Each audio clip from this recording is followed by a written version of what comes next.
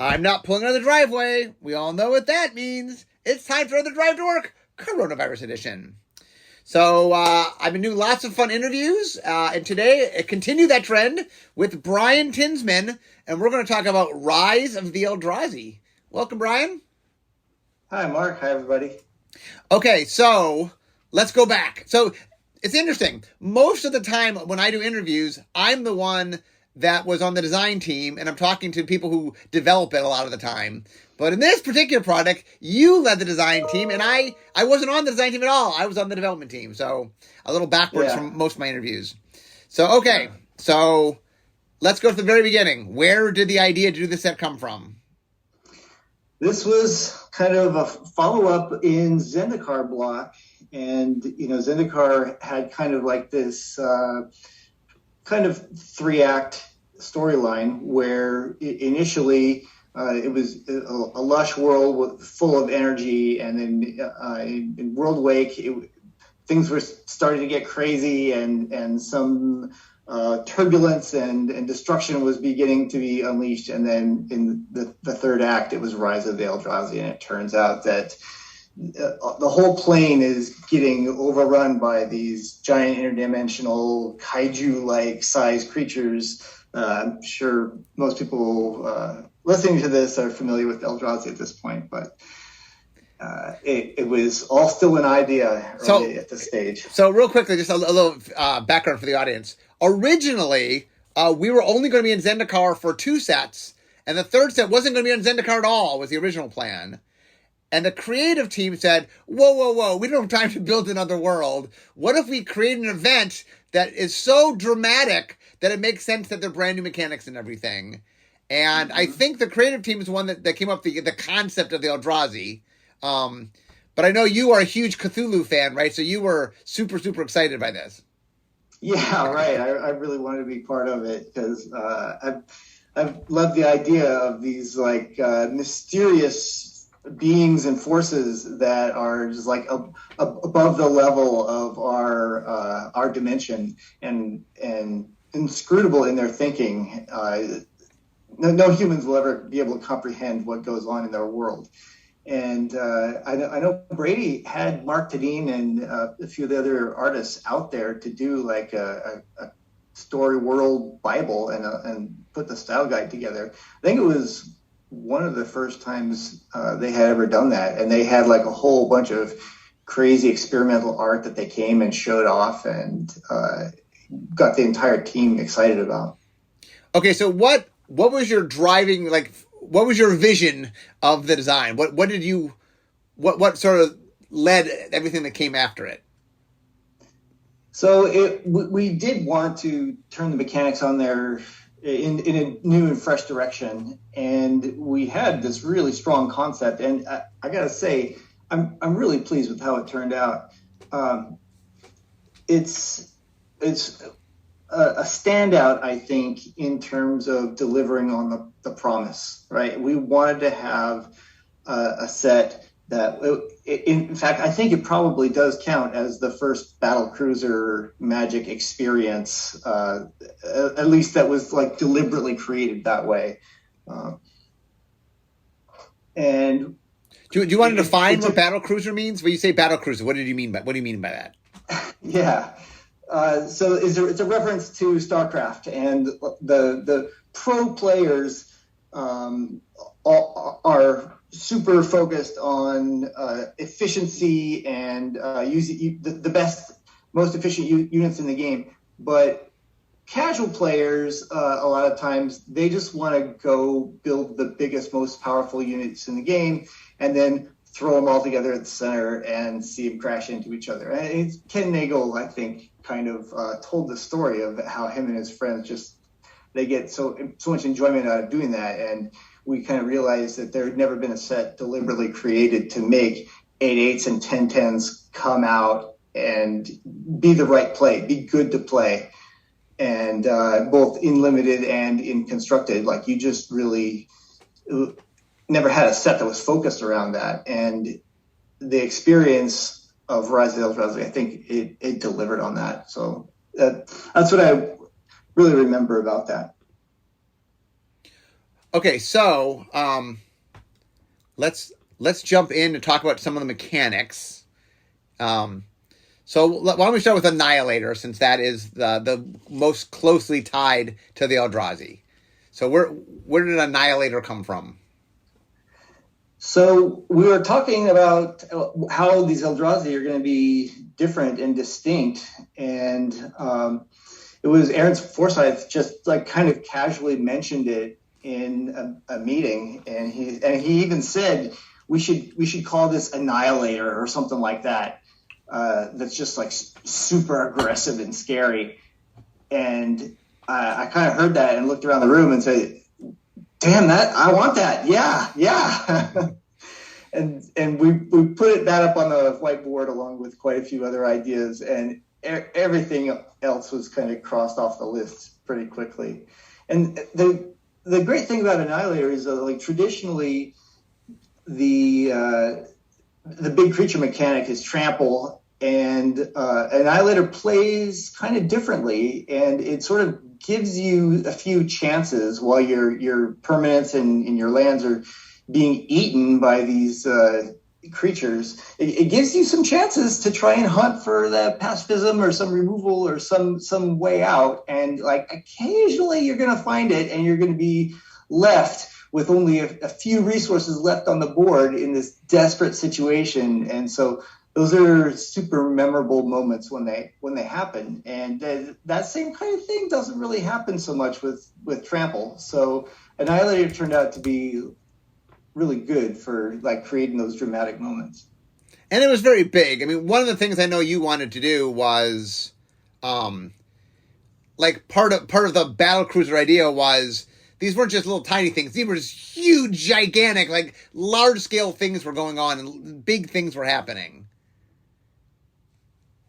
And I think Annihilator definitely falls into that. Like, just it feels like this creature attacks and just things fall in its wake as it attacks.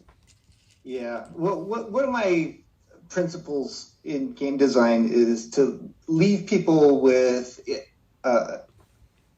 emotional experience, a memory, a moment that just sticks out in their minds. And so if you can create an exciting moment or a piece of drama that's never happened before, you've done a good job as a designer. And so like a lot of these mechanics are trying to set up like a big epic turn or a last minute save or something that just like when you are driving home from the game that night, you're talking to someone and going like, oh man, I can't believe that happened, right? That's where a lot of these mechanics are headed. Okay, so another big player, and this one required... Nowadays, we do a lot of frame changes. That is not something we did a lot in the time, although not only the Eldrazi themselves required a frame change. We'll get to that in a second, but like the Eldrazi looked different. We had to make a new frame, but we also did level up. So I want to talk a little bit about level up. Where did level up come from? Yeah, level up came from this idea that we want to make big creatures smash into each other and make it correct to have 8/8s and 10/10s fighting. And we were sort of like, okay, we got the Eldrazi, but how can we pump up the other creatures in this set and give them an epic experience, especially when we're providing all these tools to kind of slow down the early game, make it safe to ramp your mana for a bit, and then on turn 7, 8, 9, you've got access to a ton of mana. All right, what can you do with it? What can you pour into it? And so level up was like kind of mechanically a way to pour in all this mana if you're not playing Eldrazi. And we had a theme of auras and making your little humanoids be able to fight the big guys. So as well. I realized I did not explain real quickly. As I introduce concepts, I should explain them to the audience who might not know them. Annihilate is a mechanic that when you attack, it has a number. Your opponent has to sacrifice that many creatures, whatever the number is. That many permanents. And then level up was a mechanic where you could pay mana, and the creature had 3 different sort of text boxes and power toughnesses, and you could sort of upgrade the creature by spending mana. Right. And yeah, go ahead. I just want real quickly, just because the Magic historian in me has to bring something up. So there's a card that inspired this mechanic, which you designed back in Eventide, which was called Figure of Destiny. Oh yes, and that was a card. So it was a hybrid set. So it had hybrid red-white mana. So for one hybrid mana, all this is red-white. You made a 1/1. And then you spent one more hybrid mana, became a 2/2, and then you spent 3 more hybrid mana, and became a 4/4, and then you spent 6 more mana, and became an 8/8 flying first strike. And so, like, it was the early version of what this mechanic would be, although it didn't have all the frame changes and stuff. And then that's exactly right. And that card was using creature type to detect whether it was ready to go to the next stage or not, which was kind of like a fun, different use of creature type. And then the level up mechanic was just using a frame change of the level 1, level 2, level 3, and how many counters had been or not. It was using 3 different text boxes to add abilities onto it, I should say. Right. The way it worked is you would have the level of ability, which told you how much mana you had to spend. And then it would give you, at this level, here's your stats. At this level, here's your stats. And so different ones would change at different amounts. So how much mana you had to spend would change and stuff. Yeah. And I was very interested in exploring what we could do to the card frame and to help take the gameplay in different directions. And I spent a long time kind of shopping around different layouts, different versions of Level Up to see if people would like intuitively play it correctly just by looking at it and understanding it. And I think we ended up sort of on the edge of where that's a good idea or not. And it's good. I mean, it's good that we found the edge, right? And I don't think it was quite the right way to do it, but we were pushing the boundaries. So here's a little factoid for the audience from behind the scenes. Originally, I think your first version of it went up and not down. So your original ability was the bottom number, and then you would level up. You literally would go up as you got it. And that confused people. They kept thinking the bottom right one was the power when you cast it. Yeah. Or I'm sorry, the reverse. They thought the highest up one was the one when you cast it. So, but I know for your testing, you learned that like going up confused people, so you went down rather than up. Right. Now the other frame change. That's why I wanted to bring this up. The Eldrazi required a frame change because you introduced colorless cards. Like Magic had artifacts, obviously, so you could use generic mana to cast an artifact. But for the first time, Rise Eldrazi says, "I'm not a color, but I'm not an artifact." So, do you remember where that came from? Yeah, it was sort of an attempt to make them different. Like they don't play by the normal rules that humans understand, and they can be everything and nothing all at once. And we also give them a transparent frame to kind of make them different, and you get to see like little tidbits of the art. It was like kind of an early exploration of full art with semi-transparent frames. Yeah, it was. I mean, we later would do that. Planeswalkers kind of do that now, but it definitely, yeah, it was. This like back in the day, just so people aren't aware, nowadays we make new frames all the time. That's not a thing that Magic is afraid to do. But back in the time, when Rise of the Rising came out, we just didn't do a lot of frames, and this definitely introduced a bunch of frames, and some bold frames especially, like the level up frame. That's a different looking frame, so that's one. I spent a good amount of time arguing to try and do some new and different stuff with the card frames, and I'm glad that I did because it gave it a different, fresh experience. And while we're talking about colorless Eldrazi, maybe it's a good time to talk about the 3 Titans.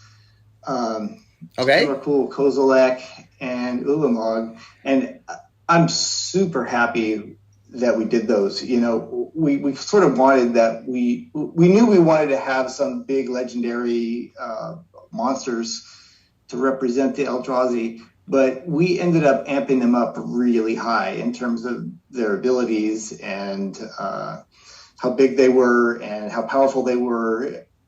Ulamog and Kozilek have Annihilator 4, Emrakul has Annihilator 6 and takes you an extra turn when you play him or her. It was just ridiculous. It was ridiculous at the time, and it was very, very memorable. If people remember the set for anything, they remember it, I think, for those 3 Eldrazi Titans. And they're still played. They're still sought after today. And seeing those stomp around in all the formats made people really pay attention to this set. Yeah, it's one of the things the set really does is when you first open it up, it is so loudly something you're not used to. And I mean, we do that from time to time, but it was one of the early sets that really you would have, I think we had a common 7/7. Is that right? And that's just not something that you ever see, right? Normally in Magic, you cut off how big something can be at common. I think, maybe blue gets some giant serpent or something, and green would have something. But the idea of just a generic 7/7 that anybody can play, that is not something you saw. Right. And we made it actually in limited. We made it correct to play 8 mana 8/8s. And it was hard to get people to switch their thinking over because everybody kind of assumed that has to be bad because it always had been bad in the past. Yeah, it's funny. Here's a quick story. Here's my one development story. Shoot. My one development story is what I'm trying to think which the creature was. So there was a common creature, Ulamog's Crusher. So Ulamog's Crusher is an generic 8 mana, 8/8, and it has Annihilator 2. And what happened was people weren't attacking with it. It's a very powerful card, but people just were not attacking with it. But no matter what we could do, we just weren't getting people to attack with it. It was an 8/8 Annihilator 2, and just nobody would attack with it. So we finally put on it must attack each turn, so the player wouldn't have any choice but to attack with it. And then once they did that, they learned, oh, this is really good. I should be attacking with these things. So that was... Yeah. Oh, okay. So there's some other mechanics I want to hit before... So let's talk Rebound. Where did Rebound come from? So for the audience, real quick, Rebound says, if you cast a spell from your hand, exile it as it resolves. At the beginning of your next upkeep, you may cast this card from exile without paying its mana cost. So it basically sort of did it twice. Yeah, you play the spell, and then you get a free copy of it on your next turn. And I think this came from this idea that we wanted to make an experience where the early game you could kind of turtle up and be safe, and then once you got to the turn 7 or 8 or whenever, it's time for the game to start ending and big epic battles to happen. We wanted to make an epic turn, and so once you get your big fighters, your big creatures out on the board, and you can start having these free effects kick in to make that turn bigger, better, more powerful when you're going to go to just attack your opponent. Another thing I assume is a lot of your other mechanics were very permanent based. Like Annihilator, by definition, only goes in creatures, and Level Up, I think, only went on creatures. So, you needed a spell mechanic, and so this also served the role of going on instants and sorceries. Mm-hmm. Yep. Okay, the last named mechanic was Totem Armor. So let me read a Totem Armor card for everybody. So Totem Armor, if enchanted creature would be destroyed, instead remove all damage from it and destroy this aura. So it was an aura mechanic. It went on auras.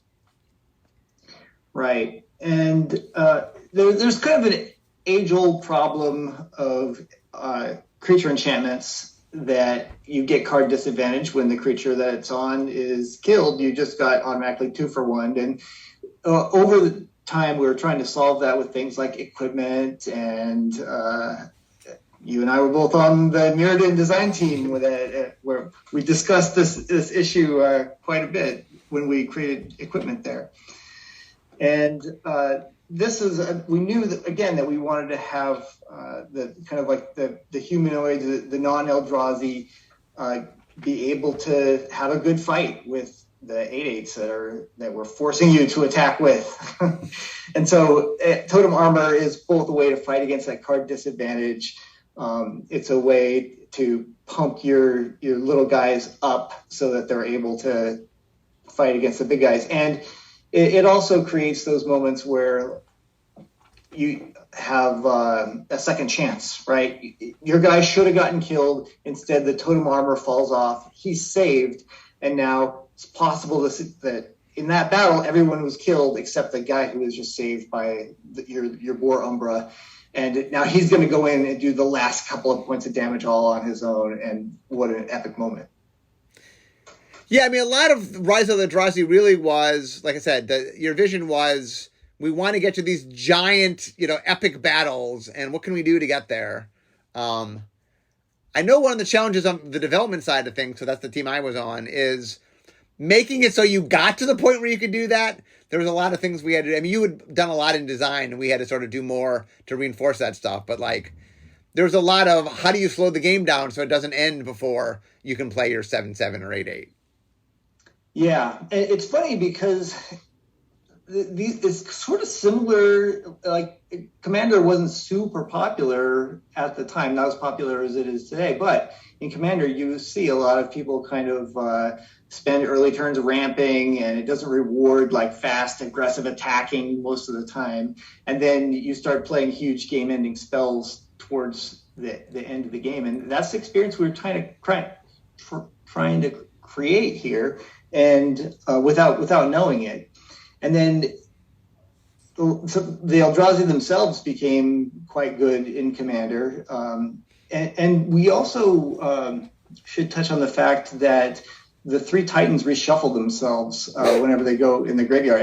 And not only reshuffle themselves, they reshuffle your entire graveyard back into your library, including themselves, which made them perfect against mill strategies. So do you remember why we did that?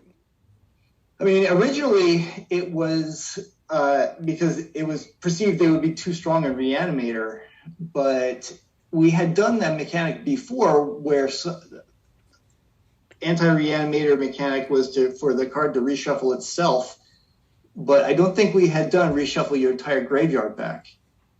Do you remember why? Why entire graveyard? Do you have any memory of why that choice was made? I think Matt Place on the development team was pushing for that, and I assume he had some devious anti-mill agenda.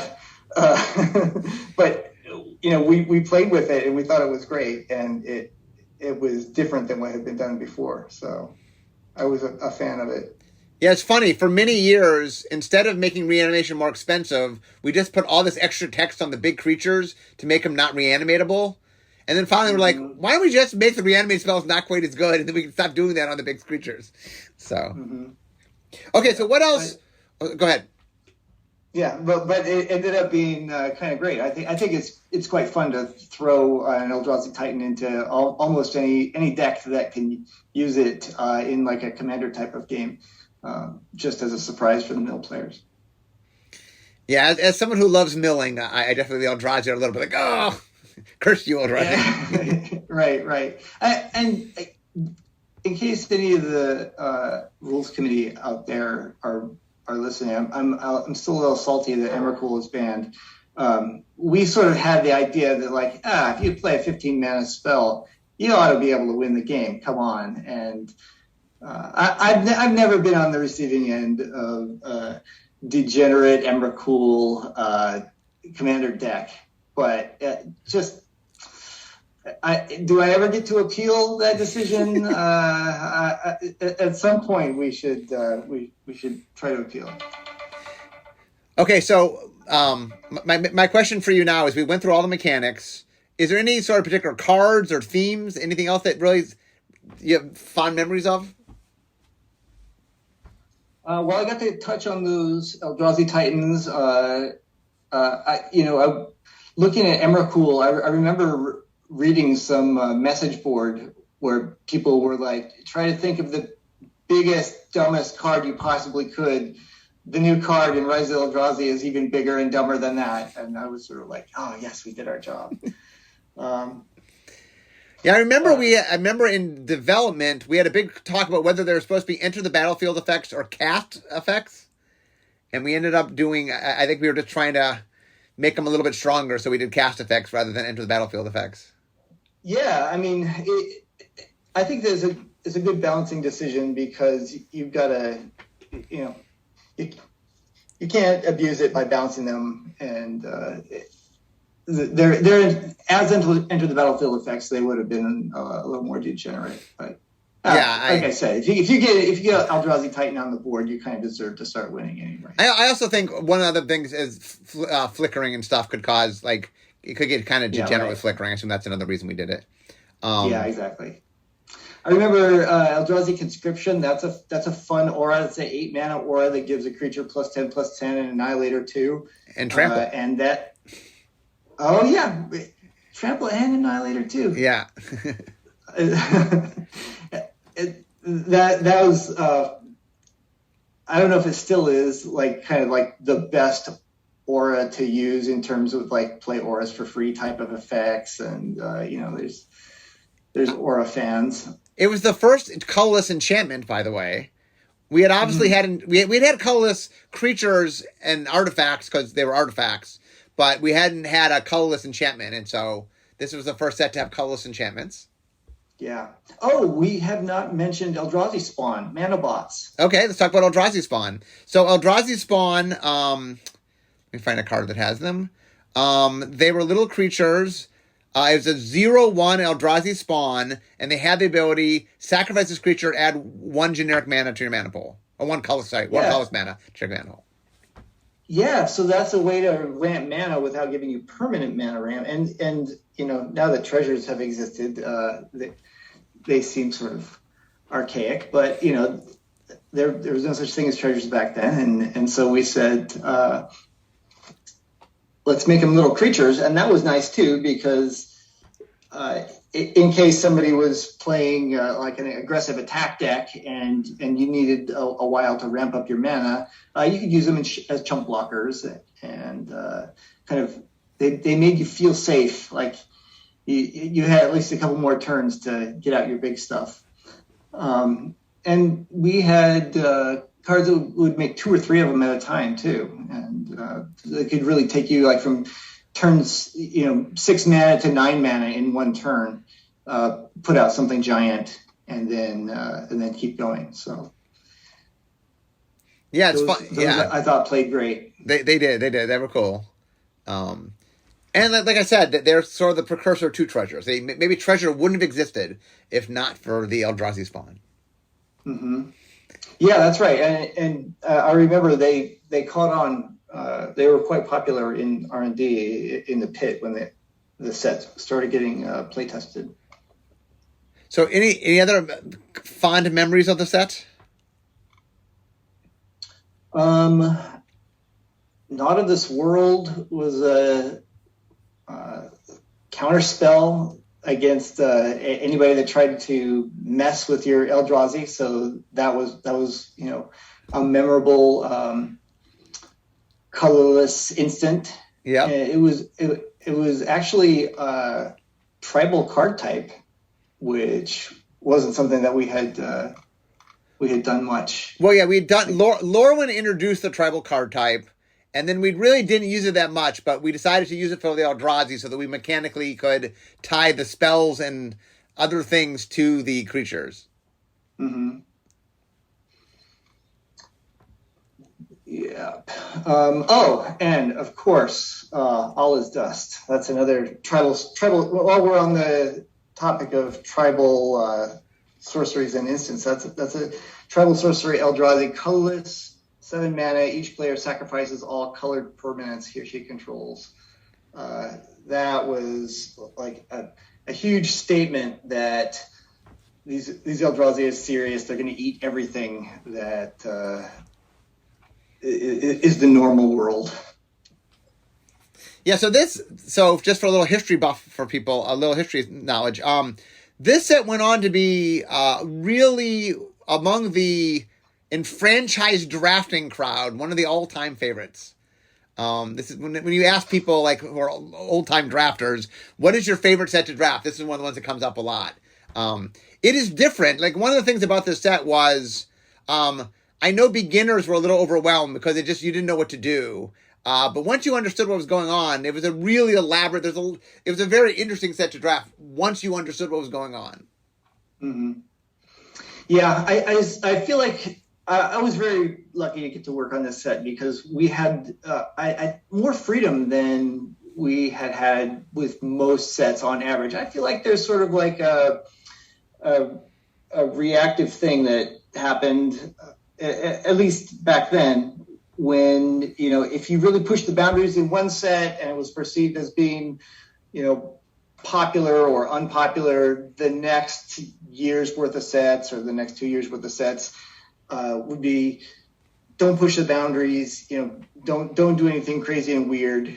And then a couple of years after that, we've played it safe now, we can do something crazy and weird. And so this happened to be on like one of the up cycles when we had more freedom to, let's try some new card frames, let's try some new strategies that people may not be familiar with. So it worked out great. And it's funny, when I sort of think of your legacy as a Magic designer, you were kind of known for, you like to push boundaries, you like to be very bold. And to me, Rise of the Eldrazi is kind of like your signature set. Like, nothing is more a Brian Tinsman set than Rise of the Eldrazi, because it is bold. You don't miss what's going on. It doesn't goof around. Oh, thanks. I'll gladly take that. I think I think it's great. So anyway, I can see my desk here. So any final thoughts on Rise of Eldrazi before I get to work? Yeah, I hope that Eldrazi, they're an epic villain, and I hope they come back. I hope they're popular. I hope people who listen to this, mention them in social media so they'll come back again another time. They've been back once, but I hope their time comes again. So they're popular, they're amazing, they're fun to play with. So yes, they're definitely they're one of Magic's big villains. So right now Emrakul is hiding off in the moon on Innistrad, but one day, maybe one day, put him somewhere on the list, I hope. But anyway, I want to thank you, Brian. So it's always fun to share stories of sets gone by, and it's not often I can think back to my developing days. So that's fun to start talking about. Yeah, I love talking about this stuff too. You have an ability to remember things that were said in meetings 15 years ago, and I'm sort of like, oh yeah, I guess I do remember that, and somehow that's all still stuck in your head. So well, one of the funny things is because I constantly talk about Magic all the time, so I keep telling the stories again and again, and then I'll interview people who I haven't thought about it in 10, 15, 20 years, and they're like, let me think back, and so. But it's fun. I enjoy reminiscing. So thank you for joining me today. All right. Great talking to you, Mark. Thanks, everybody. So, guys, I'm at my desk, so we all know what that means. That means instead of talking magic, it's time for me to be making magic. So thank you, everybody, and thank you, Brian, for joining us. Thanks, Mark. Thanks, everybody. And I'll see you all next time. Bye-bye.